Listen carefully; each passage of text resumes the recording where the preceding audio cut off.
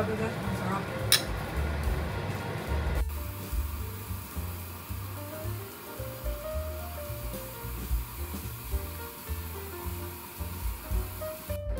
Hi guys, kamusta kayo lahat? So, ngayon ay magluluto ako ng ginataan na gulay with tuyo.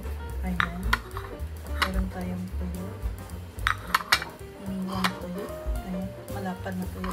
Ewan ko kung ano yung klaseng isda nito. Pero ang alam ko nito ay isda sa bato. And then, nag-prepare na rin ako ng ginger, garlic, onion. Ito ay green chili. And tomato. Meron tayong talong, maliliit lang na talong. And syempre, meron din kalabati. Hindi ko alam kung matawag nito sa inyo guys, pero sa amin kasi sa Davao, sa Bisaya ay alabati.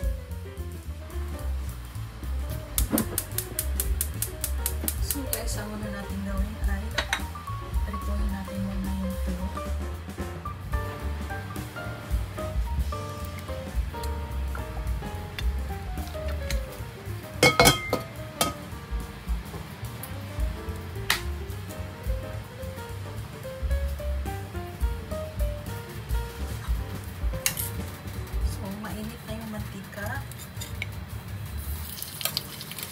Ay, hindi ko siyang masyadong po.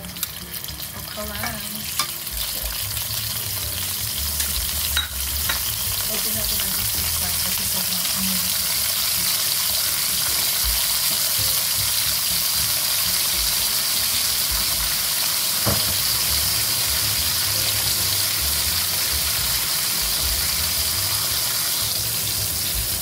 Ay, guys, pinalipat ko na siya. Ang pag-prito nito ano lang, pagkamay lang. Huwag lang yung masyadong pista.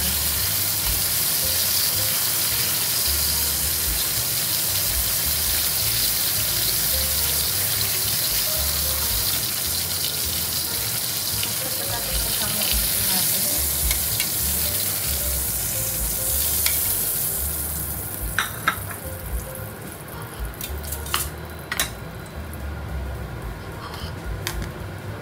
Next ay ginger. Kasi natin ang ginger. Ayan. Bawang. Haluin na ito.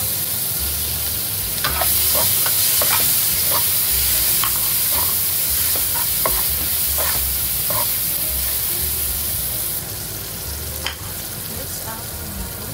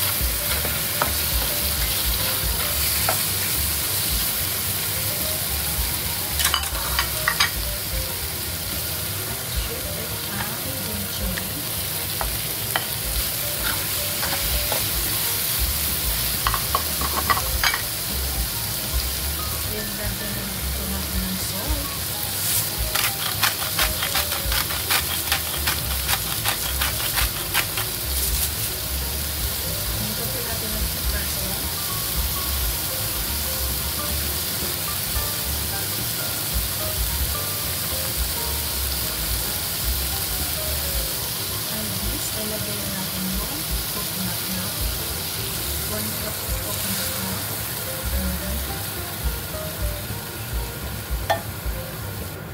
Tara guys, takpan muna natin. So, ayan. Kumulo na, buksan na natin.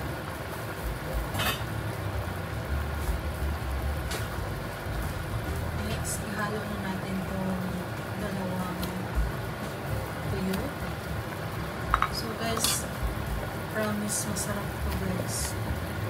Kung hindi mo pa ito na-try, i-try mo na ito. Promise makarami kayo ng rice. Namiss ko talaga ang ganitong klaseng luto, lalo na sa probinsya. Yan po kasi kadalasan sa amin sa probinsya dati na magluluto kami ng mga ganito. Mahilig ako sa mga gata-gata. Next guys, ihalo mo natin yung alibati.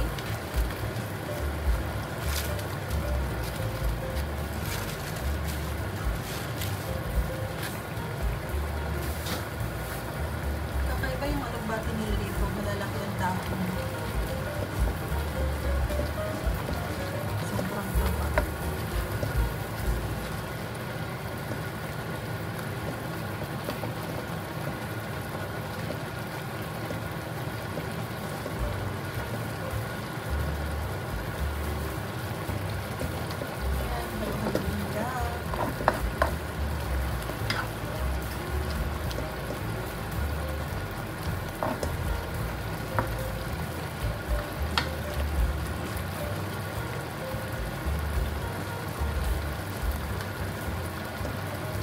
Pagtipla nito guys, hindi nyo kailangan maraming asin kasi yung tuyo maalat na siya. Tikman nyo lang, usap ko na sa panlasa niya ang tuyo. Sarap. Masarap guys, promise. Okay na to, luto na yung talong eh.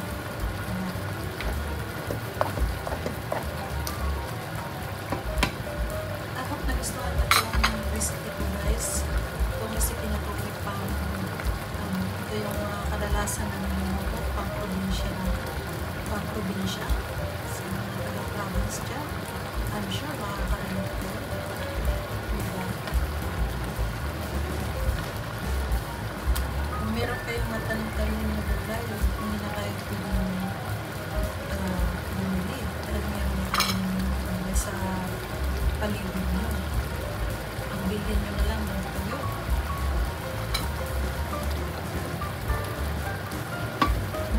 Mura na, masarap pa.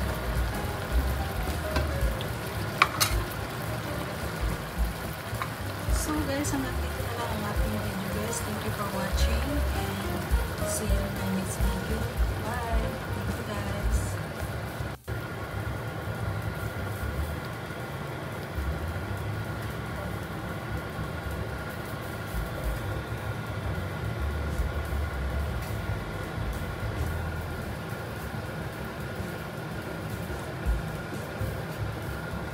Grabe guys.